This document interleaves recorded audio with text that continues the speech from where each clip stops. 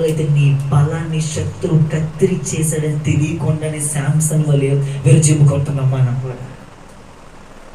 నాకు భక్తి ఉంది, ప్రార్థన ఉంది, వాక్యం ఉంది, పరిచయం చేసేస్తా, అంతా చేసేస్తా, అయిపోతుంది అంతే.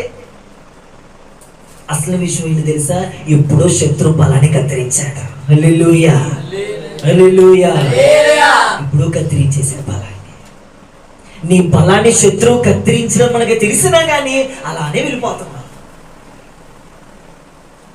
ఉదయకాల ప్రార్థన బలాన్ని కట్ చేయలేదా? ఒకప్పుడు వాక్యం చదివేసి గంటలు ధ్యానం చేసేవాళ్ళం. ఇప్పుడు 2 అధ్యాయాలు నిద్ర వచ్చేస్తుంది. ఒక్క అధ్యాయం చదవాలంటే కష్టమైపోతుంది మనకి. ఏమైపోయిందా? బలం కత్తిరించేసాడు. బలం కత్తిరించేసేసాడు. నాకు ఆ బలమే కదా. మనం చూడండి, మన శరీర సంబంధంగా అన్నం తింటేనే కదా మనకి బలం. నిలబడితే ఏదైనా చేయగలం.